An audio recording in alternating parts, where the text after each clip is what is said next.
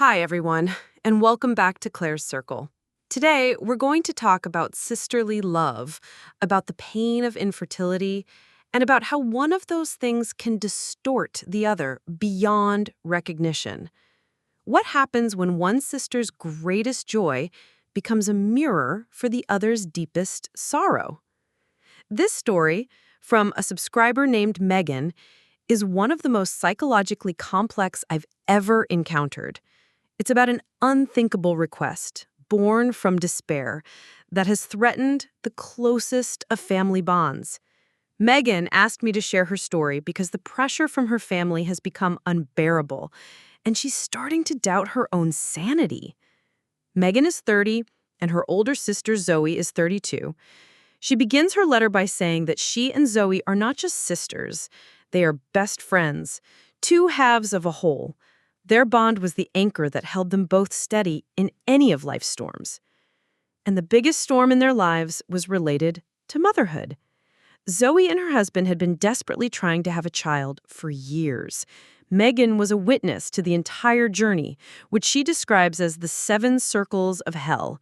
She saw the countless hormone shots her sister gave herself with tears in her eyes. She watched the hope in Zoe's eyes give way to devastation after every failed IVF cycle. She was the person Zoe called, sobbing, after she had a miscarriage following her one and only pregnancy. She saw how this struggle drained her sister physically, emotionally, and financially. Zoe's pain was her pain. A while ago, Megan and her husband David decided they were ready for children themselves. Knowing her sister's struggles, Megan approached this with immense anxiety and a sense of guilt. And then, by a twist of fate that seems almost cruel, Megan got pregnant on the first try. Moreover, at the first ultrasound, the doctor gave them news that was both a miracle and the source of the coming catastrophe. They were having identical twins, 2 girls. Megan describes her feelings in that moment as a contradictory explosion, absolute, all-consuming joy mixed with an equally all-consuming sense of guilt toward her sister. Telling Zoe the news was one of the hardest things she's ever had to do. Zoe's reaction was complex. Megan could see genuine happiness for her in her eyes, but beneath that joy was an abyss of pain, so deep it was almost unbearable to watch. But Zoe, as the older sister, composed herself. She threw herself into Megan's pregnancy. She became her #1 supporter, her walking encyclopedia of motherhood. She bought books, researched strollers, and planned the perfect baby shower for Megan. Megan was immeasurably grateful and hoped this involvement would help her sister heal. The first alarm bell rang when Megan was in her second trimester. During a family dinner, Zoe laughingly said something that everyone at the time took as dark humor, a way of coping with her grief.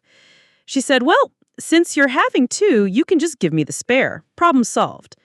Everyone laughed awkwardly, and the subject was dropped. But this joke started to repeat itself, first once a month, then once a week.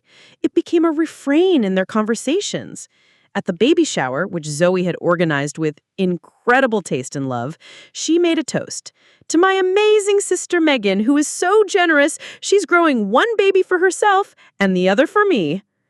An awkward silence hung in the room. A few people tittered nervously.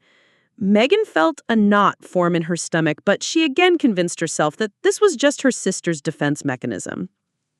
But then Zoe's behavior began to shift from words to actions. She started buying baby items, but always 2 of everything and in different color schemes. "This one's for your nursery, and this one's for mine," she'd say brightly, showing off 2 different crib mobiles. She started referring to the twins as yours and mine, or baby A and baby Z. She began sending Megan articles about the incredible spiritual bond between twins who were raised apart. Megan's husband, David, who had previously been sympathetic to Zoe's behavior, started to get seriously alarmed. One evening he sat down with Megan and said, "Honey, this isn't funny anymore. She's not coping. She's having a breakdown. This is crossing a line. You need to shut this down." Now. Megan was trapped. She saw everything David saw. She understood the situation was spiraling out of control, but how could she say that to her sister? A sister who was already crushed by grief. Any careless word could push her over the edge. Megan kept putting off the conversation, hoping Zoe would come to her senses on her own. But she didn't, and Megan had to act. She invited Zoe to lunch at their favorite cafe, and gathering all her courage, she started the conversation. She said, "Zoe, I love you so much, and I know how much pain you're in. But your jokes about taking one of my babies, they're starting to really hurt and scare me. Please stop." And then Zoe broke. Her face contorted in pain, and she burst into tears right there in the cafe. She grabbed Megan's hands and, looking her in the eyes, whispered, "Meg, I wasn't joking. Not once." And she laid it all out. She told her she couldn't go through IVF again, that the doctor said she had almost no chance, that Megan's pregnancy was her last hope. "You don't understand," she said through her tears. "It's a sign from the universe.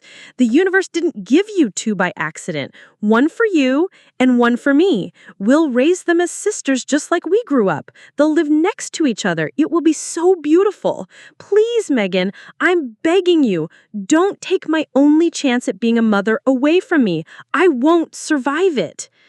She spoke of a plan for an intra-family adoption, about how they would handle the legal paperwork as if it were an already decided and completely normal matter.